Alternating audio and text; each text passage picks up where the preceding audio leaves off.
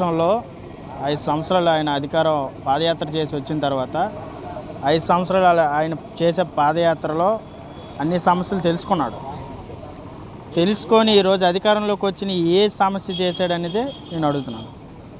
మీ పిల్లలు ఇంటర్మీడియట్ మరియు ఎంసెట్ చదువుతూ సబ్జెక్ట్స్లో కన్ఫ్యూజ్ అవుతున్నారా? కాన్ఫిడెన్స్ లెవెల్ తక్కువగా ఉందా?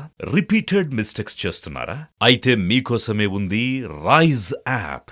1 lakh question bank, performance analysis, online classes by experts, ఇంకా మరెన్నో ఫీచర్స్ తో మీ ముందుకొచ్చింది Rise the perfect guide. Description లో ఉన్న లింకును ఉపయోగించి సబ్స్క్రైబ్ అవ్వండి. ప్రతి నియోజకవర్గంలో ఇంత పేపర్ పట్టుకొని చేతిలో, ఇంకో చేతిలో మైక్ పట్టుకొని ఆయనే కదా లిస్ట్ చదివాడు.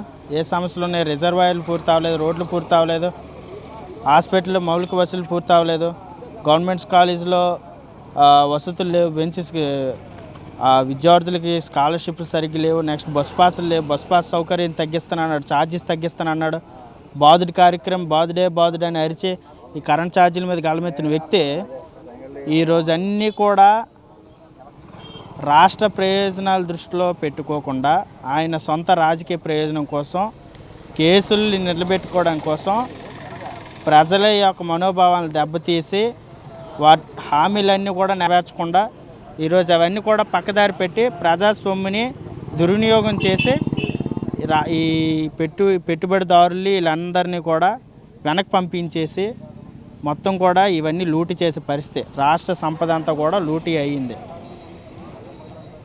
ఆయన అధికారంలోకి వచ్చిన తర్వాత ఏ హామీ కూడా పూర్తి చేయలేదు. ఈ అసంతృప్తి అనేది రాష్ట్రంలో ఉన్న ప్రజలందరిపైన ఉంది, ప్రజలందరిలో ఉంది ఈ అసంతృప్తి. ఎమ్మెల్యేలు కూడా అందుకనే బయటకు వచ్చేస్తున్నారు. ఈరోజు మనమే చూస్తున్నాం. వాళ్ళ 175 మంది ఉన్న ఎమ్మెల్యే అభ్యర్థులు బయటకు వచ్చేస్తున్నారు. ఎందుకంటే కంప్లీట్గా తెలిసిపోతుంది ఆయన పరిస్థితి ఏదో, ఆయన పార్టీ పరిస్థితి ఏటో. వాళ్ళ ఫ్యామిలీలో ఉన్న వ్యక్తులే ఆయన వ్యతిరేకిస్తున్నటువంటి పరిస్థితి. కాబట్టి తొగ్లత్ పరిపాలన వాళ్ళ ఫ్యామిలీకే అవసరం లేదన్నప్పుడు మా రాష్ట్రానికి మాకు అవసరం లేదు, మాకు అలాంటి నాయకుడు అవసరం లేదు. మేము ఒక కొత్త పరిపాలన ఎంచుకుంటాం, మాకు కొత్త మార్గం కావాలి, రాష్ట్ర ప్రజలు బాగుండాలి, రాష్ట్రం బాగుండాలంటే కొత్త తరం నాయకులు రావాలి. ప్రజల సంక్షేమం కోసం, ప్రజల రాష్ట్ర ప్రయోజనాల కోసం మాత్రం ఆలోచించే వ్యక్తులను మేము ఎన్నుకుంటాం. ఏదైతే ఉందో అంటే అబద్ధపు మాటలు, బూటకు మాటలుగా చెప్పి ఈరోజు ప్రజలందరినీ కూడా వంచిస్తుంది. దానికి స్వయాన సెంట్రల్ గవర్నమెంట్ వాళ్ళే చెప్తున్నారు. 30,000 మంది మహిళలు ఈ 4 సంవత్సరాల్లో అదృశ్యం అయిపోయారు. ఇంతవరకు కూడా దాని మీద దృష్టి సారించకుండా దిశా చట్టం మేము అది చేస్తాం ఇది చేస్తామని చెప్పేసి ఈరోజు నమ్మలేని మాటలన్నీ కమ్మగా చెప్తున్నారు ఈ ముఖ్యమంత్రి ఎవరైతే ఉన్నారో వైఎస్ జగన్మోహన్ రెడ్డి గారు. ఇలాంటి వాటిని ప్రజలు నమ్మే పరిస్థితులు లేరు ఈరోజు. అలానే వాళ్ళ తాలూకా సగం కూడా ముగిసినట్టే కనిపిస్తుంది. ఎందుకంటే అక్కడి నుంచి కూడా చాలామంది అసంతృప్తి చెందిన నాయకులందరూ కూడా బయటకు వస్తున్నారు. ఇప్పుడు ప్రజలందరూ చూస్తుంది ఒకే ఒక ప్రభుత్వాన్ని, అది జనసేన మరియు టీడీపీ ప్రభుత్వాన్ని చూస్తుంది. ఈ రెండును కూటమి కలిపి నెక్స్ట్ 24 సంవత్సరంలో ఈ నూతన సంవత్సరంలో కొత్త ప్రభుత్వం స్థాపించి ప్రజలకి ఒక స్వచ్ఛమైన పాలన అందిస్తా దిశగా మేమందరం అడుగులు వేస్తున్నామని మేము ఈ సందర్భంగా తెలియజేస్తున్నాం. నేరగాడికి ప్రభుత్వాన్ని చెప్తే నేర చరిత్ర అట్లానే ఉంటుంది, దానికి మించే ఉంటుంది. ఆయన చెప్పిన ప్రతి ఒక్క మాట కూడాను అబద్ధపు మాటలే ఉన్నాయి. ఇప్పుడు 151 ఎమ్మెల్యేలు ఇచ్చారు, 24 మంది ఎంపీలను ఇచ్చారు, కానీ ఆయన ఒక ప్రత్యేక హోదా తెస్తామనేది దాన్ని గాలికి వదిలేశాడు.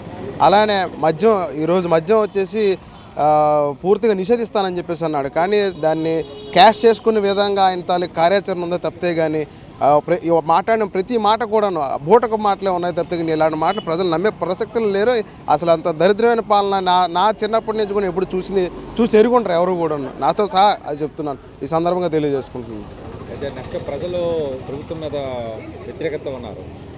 అయితే రాబోయే రోజుల్లో ఏ ప్రభుత్వాన్ని అయితే ప్రజలు మొక్క చూపగలుగుతారు? ఖచ్చితంగా రాష్ట్రానికి మేలు చేసేటటువంటి ప్రభుత్వం వస్తుంది. అది స్వచ్ఛమైన మనసున్న వ్యక్తి జనసేన పార్టీ అధ్యక్షుడు శ్రీ పవన్ కళ్యాణ్ గారు, అలానే ఒక అనుభవం ఉన్న వ్యక్తి శ్రీ నారా చంద్రబాబు నాయుడు గారు, ఇద్దరూ కలిపి రాష్ట్రాన్ని ముందుకు అభివృద్ధి పథకంలో నడిపించే రకంగా అలాంటి ప్రభుత్వం మేము అందరం కలిసి తీసుకొస్తామనే దిశగా మేము అందరం అడుగులు వేస్తున్నాం.